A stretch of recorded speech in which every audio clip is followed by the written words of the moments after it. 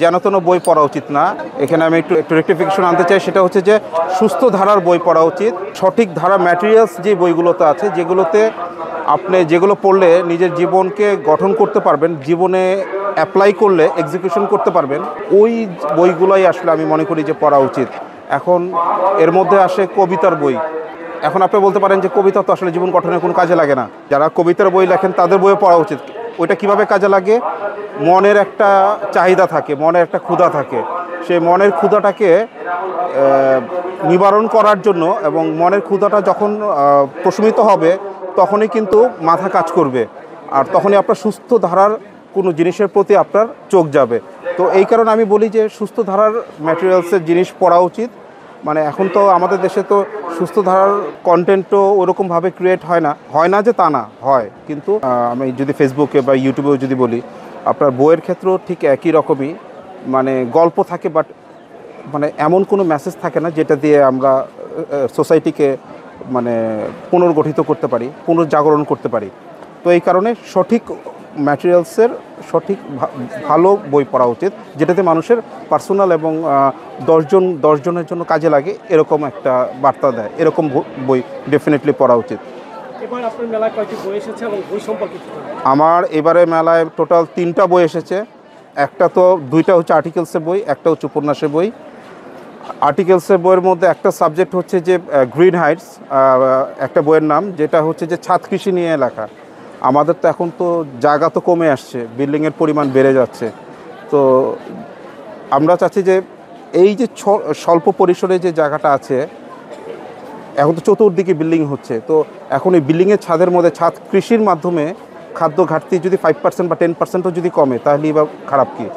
আরটা হচ্ছে জুটের উপরে লিখেছি। সেটা হচ্ছে যে আমাদের জুট একসময় সোনালী অতীত ছিল, আপনারা সবাই জানেন, কিন্তু বিভিন্ন অবহেলার কারণে আর ভালো রকমের পরিকল্পনার অভাবে এই জুট ইন্ডাস্ট্রি কিন্তু আমাদের বাংলাদেশ থেকে কিন্তু একদমই কিন্তু মুছে গেছে। ইন্টারন্যাশনালিও কিন্তু আমাদের সেই সম্মানটা কিন্তু আমরা হারিয়ে ফেলেছি। যেই কারণে জুটকে আবার যাতে সেই সোনালী অতীতকে যেন ফিরে আনা যায়, তারই সংক্ষিপ্ত ফরম্যাটে আমি কিছু জুট প্রোডাক্টকে কীভাবে এক্সপ্লোর করে বিদেশের মার্কেটকে দখল করা যায়, কী জিনিস ব্যবস্থা গ্রহণ করলে আগের যে সোনালী অতীত যেটা আছে সেটাকে মোটামুটিভাবে ফিরে আনা যায়, সেটাই আমি সংক্ষিপ্তভাবে তুলে ধরার চেষ্টা করছি আমার এই জুটের বইয়ের মধ্যে। আর উপন্যাসের বই যেটা আছে, যে আপনারা দেখতে পাচ্ছেন আলোকহীন বৃষ্টি, সেটাও একটা বৈষম্যবাদী একটা কনসেপ্টের উপর লেখা। সেটা হচ্ছে যে একটা মেয়ে কেন্দ্রিক চরিত্র, সংগ্রামী মেয়ের ক্যারেক্টার এখানে। তো তার গায়ের রং হচ্ছে কালো। তো এই কালো থাকার কারণে তাকে সমাজে অনেক রকমের যন্ত্রণা ভোগ করতে হয়, যদিও সে ট্যালেন্টেড। তার এই সমগ্র মানে বইটাতে তার টোটাল সংগ্রামের কথাটাই তুলে ধরা হয়েছে, এবং লাস্টের যে ফিনিশিংটা সেটাও খুব সুন্দরভাবে দেওয়া হয়েছে। আশা করি পাঠক যারা আছেন তারা দেখতে এটা ভালো বোধ করবেন।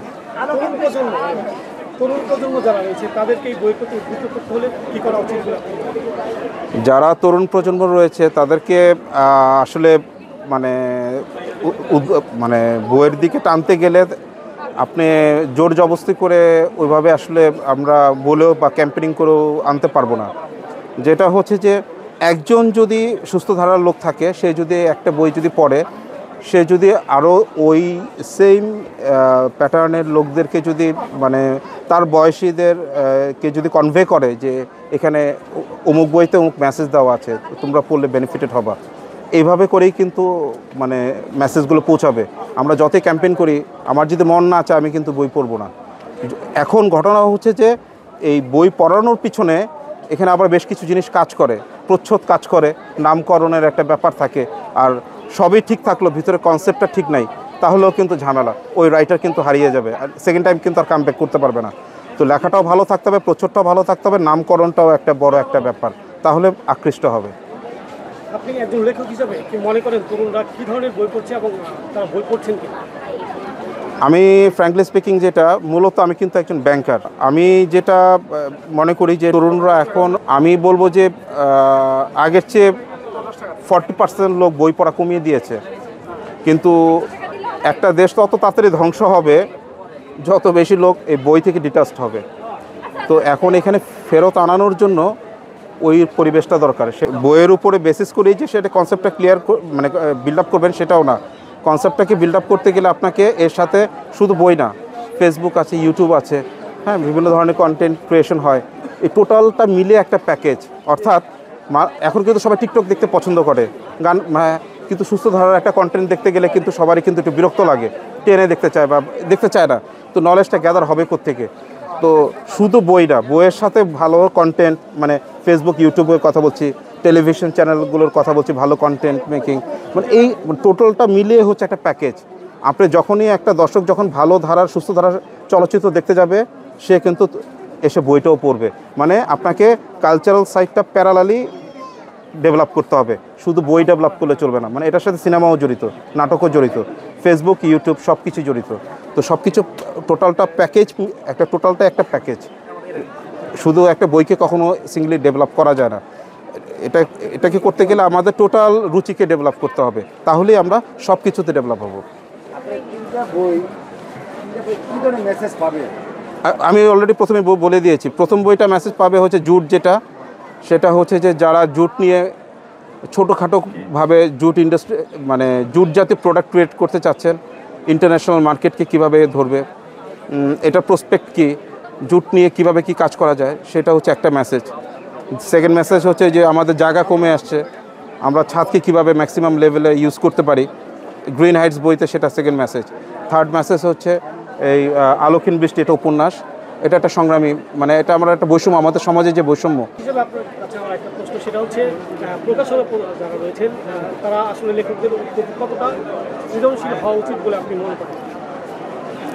এখন এখানে আমি যদি মানে সত্যিকার অর্থে যেটা কথা বলি, আমাদের দেশে কিন্তু আপনি যদি খুব ভালোভাবে যদি চিরুনি অভিযান চালান, র্যান্ডম অভিযান না, চিরুনি অভিযান যদি চালান, আপনি কয়েক হাজার ভালো রাইটার পাবেন যারা সুযোগ পাচ্ছে না, যাদের পকেটে টাকা নাই, বাট তারা আগে কখনো বই বের করে নাই বা কিছু করে নাই, হয়তো প্রকাশকরা সুযোগ দিতে চায় না, কিন্তু তাদের কিন্তু মানে মেধার যেই দৃঢ়তা, এটা কিন্তু অনেক বেশি, তারা সুযোগ পাচ্ছে না।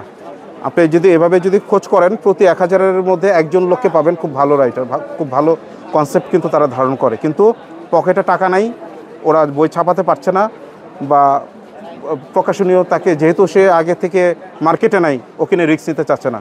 সেটা বইয়ের ক্ষেত্রেই হোক, ফিল্মের ক্ষেত্রেই হোক, নাটকের ক্ষেত্রেই হোক, সব ক্ষেত্রে সবাই এই নতুনদেরকে নিয়ে ওই রিস্ক নিতে চায় না। ডেফিনেটলি জায়গা করে দেওয়া উচিত। আমি তো মনে করি যে সব সেক্টরে সবাইকে 10% করে রিস্ক নিতে হবে, না হলে তো নতুনরা তো উঠে আসবে না। প্রকাশকদেরও 10% রাইটারকে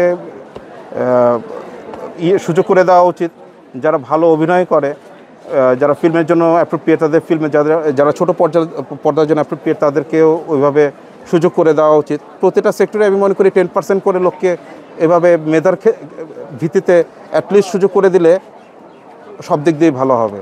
সবশেষ প্রশ্ন, যারা পাঠক রয়েছেন তাদের উদ্দেশ্যে আসলে আমি পাঠকদেরকে বলবো যে আমি আসলে যদি সত্যিকার অর্থে বলে থাকি, গত 2-3 বছরে কিন্তু খুব ভালো রকমের বই কিন্তু বইমেলায় কিন্তু আসছে, আমিও নিজেও দেখছি। আমি নিজেও অলরেডি গত বছরও প্রায় 7-8টার মতো বই কিনেছি, এই বছরও মানে আশা করছি কিনবো, আজকেও হয়তো কিনবো, আমার বাচ্চাদের জন্যই কিনবো আমি।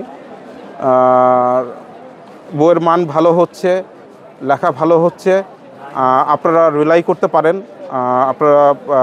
আপনারা যদি বই না পড়েন, তাহলে তো এই ইন্ডাস্ট্রিটা তো ধ্বংস হয়ে যাবে। আর উইদাউট রিডিং অফ বুক আপনারা তো ভালো কনসেপ্ট পাবেন না। সব কিছু তো আর গড গিফটেড ভাবে মানুষ ধারণ করে না, তো বই থেকেই তো পায়। তো এটা আমার থাকবে যে যারা ক্রেতা, মানে বই না কিনেন, অ্যাটলিস্ট বইমেলায় এসে বইগুলো যদি দেখেন, তাহলে আপনাদের খুব ভালো লাগবে। হয়তো সেখান থেকে হয়তো ভালো লাগা তৈরি হবে, আপনি হয়তো একটা কিনতেও পারেন যদি ভালো লেগে যায়। তো এটাই আমার মেসেজ থাকবে যে সবাই বইমেলা আসুন একবার করে। আপনি লেখালেখির পাশাপাশি আপনি নিজে একজন ফিল্ম মেকার, ইতিপূর্বে আপনি একটা মুভিও তৈরি করেছেন, ওইটাতে কি মেসেজ? আচ্ছা, আমি কয়েকটা শর্ট ফিল্ম ক্রিয়েট করেছি। এর মধ্যে একটা শর্ট ফিল্ম হচ্ছে ইন্ডিয়া থেকে অ্যাওয়ার্ড পেয়ে এসেছে, মায়ের চিঠি। মায়ের চিঠিটা একটা সোশ্যাল শর্ট ফিল্ম। এখানে তার বৃদ্ধ মাকে কিভাবে তার সন্তানরা বাড়ি থেকে বের করে দেয় এবং তারপরের ইয়েতে কী হয়, ওইটা আপনারা দেখেছেন। সেটা ইন্ডিয়া থেকে অ্যাওয়ার্ড পেয়ে এসেছে বেস্ট ফিল্মের। তারপরে এরপরেও আমি প্লাস্টিক নিয়ে বেশ কিছু শর্ট ফিল্ম ক্রিয়েট করেছি। তারপর মানে ওইটা তো একরকম, আর ডকুমেন্টারি ফিল্মও ক্রিয়েট করেছি অনেকগুলো। তো এক একটা আসলে এক এক ফরম্যাটে কাজ করার ফ্লেভার আসলে এক এক রকমের। তুমি তো আমার মূল পেশা তো হচ্ছে আমি একজন ব্যাংকার, তো আমার ব্যাংকের ব্যস্ততাটা একটু কমিয়ে তারপরে আবার সামনে ইচ্ছা আছে যে এরকম ধরনের কিছু ইয়াদের সাথে কথা হয়েছে, প্রডিউসারদের সাথে কথা হয়েছে, তো দেখা যাক সামনে কী হয়।